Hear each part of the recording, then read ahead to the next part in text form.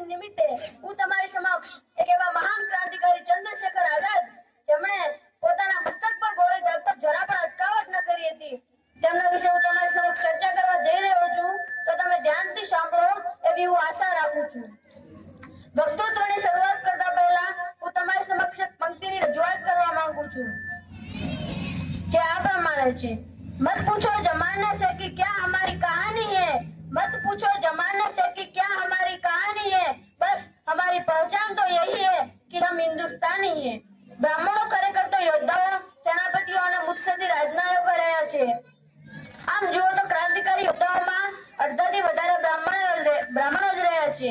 આપણે એવા જ એક બ્રાહ્મણની વાત કરવાની છે જેમનું નામ ચંદ્રશેખર આઝાદ। उत्तर प्रदेश નો ઉન્નાવ જિલ્લો અને તેનું બટરકા ગામ ત્યાં 23 જુલાઈ 1994 ચંદ્રશેખર આઝાદનો જન્મ થયો હતો। પિતા પંડિત સીતારામ તિવારી અને માતા જગરાણી દેવી। બાળ ચંદ્રશેખર બચપણથી જ ખૂબ જ દ્રઢ મનોબળ અને પરાક્રમી હતો। તે તેના એક પ્રસંગથી સાબિત થાય છે। એક દિવસ તેનો મિત્ર દિવાળીના પ્રસંગે એક લાલ પીળી દિવાસળી સળગાવી રહ્યો હતો ત્યારે તે દિવાસળી સળગતી જ્યારે છેડા સુધી આવતી હતી ત્યારે તે બાળક તે દિવાસળીને નીચે ફેંકી દેતો હતો। ચંદ્રશેખરથી આ જોયું ન ગયું તેથી તેણે તેના મિત્રને પૂછ્યું કે અલ્યા સાવ ડરપોક, તું એક દિવાસળી પણ પકડી શકતો નથી? તેથી ચંદ્રશેખર કહ્યું, લાવ હું પૂરી દિવાસળીની પેટી બધી જ સળગાવી મારા હાથમાં રાખું। ચંદ્રશેખરે હથેળી આગળ ધરી તેણે બધી જ દિવાસળીઓ હાથમાં મૂકી અને ચંદ્રશેખરે તે સળગાવી દીધી। તે હથેળી તેની આખી દાઝી ગઈ પરંતુ તેણે છેક સુધી સળીઓ છોડી નહીં। પછી પંડિત સીતારામ તિવારીને ખબર પડી તેથી તેઓ રમતના મેદાનમાં આવ્યા।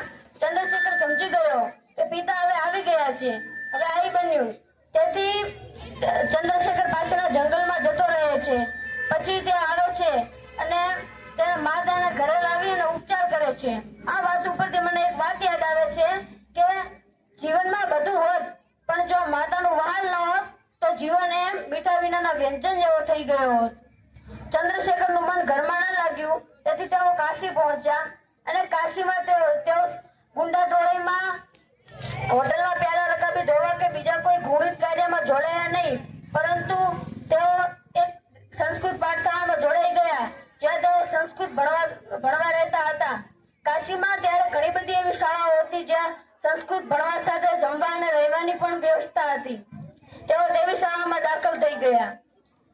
પછી તે સમયે ગાંધીજીનું ત્યાં અસહયોગનું આંદોલન ચાલી રહ્યું હતું તેથી તેઓ તે આંદોલનમાં કૂદી પડ્યા। તે સમયે ઘણા બધા શિક્ષકોએ સરકારી શાળાઓમાં ભણાવવાનું બંધ કરી દીધું હતું। પછી ઘણા બધા વિદ્યાર્થીઓ તો ભણવાનું પણ છોડી દીધું હતું। એવી જ રીતે ચંદ્રશેખરે પણ ભણવાનું છોડી દીધું અને તેઓ અસહયોગના આંદોલનમાં કૂદી પડ્યા। ત્યારે તેમને બધાની સાથે તેમની ધરપકડ કરવામાં આવી અને ત્યારે તેમને જજે પૂછ્યું કે તારું નામ શું છે? ત્યારે ચંદ્રશેખરે જવાબ આપ્યો, આઝાદ। બીજો પ્રશ્ન પૂછ્યો કે તારા પિતાનું નામ શું છે? તો તેણે જવાબ આપ્યો, સ્વાધીનતા। અને ત્રીજો છેલ્લો પ્રશ્ન પૂછ્યો કે તારું ઘર ક્યાં છે? તો તેણે જવાબ આપ્યો, જેલખાનું। આવો જવાબ સાંભળી જજે ચીડાઈ ગયો અને તેને 15 ચાબુક મારવાની સજા ફટકારી। ચંદ્રશેખર તે હસતા હસતા સહન કરી લીધી અને દરેક ચાબુકે ભારત માતા કી જય નામનો જયઘોષ કરતો હતો। ચંદ્રશેખરની સજા જ્યારે પૂર્ણ થઈ ત્યારે તેને તેના બ્રિટિશ કાયદા પ્રમાણે 3 રૂપિયા આપવામાં આવ્યા। તે રૂપિયા તેને જેલરના મોઢા પર જોરથી ફટકારી તે ત્યાંથી ભાગી ગયો। પછી જ્યારે 1925માં તેમણે કાકોરી સ્ટેશન ઉપર રેલ ધાડ કરી હતી તે તેમને ક્રાંતિકારીઓએ ટ્રેન લૂંટી। તેમાં ચંદ્રશેખરના બધા જ સાથીદારો પકડાઈ ગયા પરંતુ તેઓ ન પકડાયા। પછી તેમને લાગ્યું કે હવે કાશી રહેવું યોગ્ય નથી તેથી તેઓ ઝાંસી ગયા અને ઝાંસી ત્યાં એક કોટડીમાં રહેવા લાગ્યા। ત્યાં તેમણે ઘણા બધા પરાક્રમો કર્યા હતા।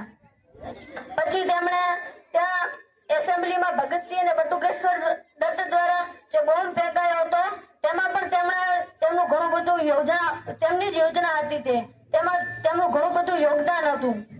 પછી જ્યારે તેમણે બીજી ગોઠવણ કરી ત્યારે પોલીસે તેમને ઘેરી લીધા હતા તેથી ચંદ્રશેખરને લાગ્યું કે હવે હું ઘેરાઈ ગયો છું। પછી પોલીસ અધિકારીએ તેમના પર ગોળી ચલાવી જે ગોળી તેમની જાંઘ પર વાગી. તેથી તેઓ ઘસેડાતા એક વૃક્ષની પાછળ સંતાઈ ગયા. પછી તેમણે ત્યાં તેમના મેગેઝિનમાં 3 ગોળી વધી હતી. તેથી એક ગોળીનું નિશાન બનાવી એક પોલીસ અધિકારીનું જડબું તોડી નાખ્યું. બીજામાં એક પોલીસ અધિકારીનું કાંડું અને છેલ્લી એક ગોળી વધી હતી.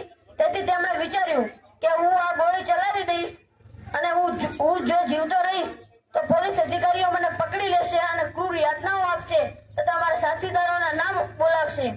તેથી ચંદ્રશેખરે વિચાર્યું કે હું સ્વયં શહીદી બહોરી લઉં.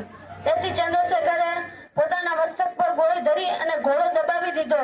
જય હિન્દ અને વંદે માતરમ નામનો જયઘોષ કર્યો હતો અને તેઓ સન્માનપૂર્વક ઢળી પડ્યા. પોલીસ તેમને જીવતા ન પકડી શકી, તેથી તેમને આઝાદ કરવામાં આવે છે. હું છેલ્લે પંક્તિની રજૂઆત કરી મારી વાણીને વિરામ આપવા માંગુ છું. गुलाम भारत में जिंदा शेर वह एक ही आदमी दिखता था, यौवन भरेला जोशीला सीना, आंखें जलती अंगारी ज्वाला, फौलादी सीने पर जनेऊ बांधे वह परशुराम सा लगता था, पिस्तौल दिखाकर जब वो आजाद रण की हुंकार लगाता था, पसीने छूट जाते थे हर एक फिरंगी के, हर एक देशद्रोही घबराता था, मरते मरते भी वो आजाद पाठ स्वाभिमान का बढ़ा गया, अंतिम सांसों में जय हिंद बोल युगों युगों तक तिरंगे का मान बढ़ा गया. भारत माता की जय. ખૂબ ખૂબ ધન્યવાદ પ્રદીપ તમારો.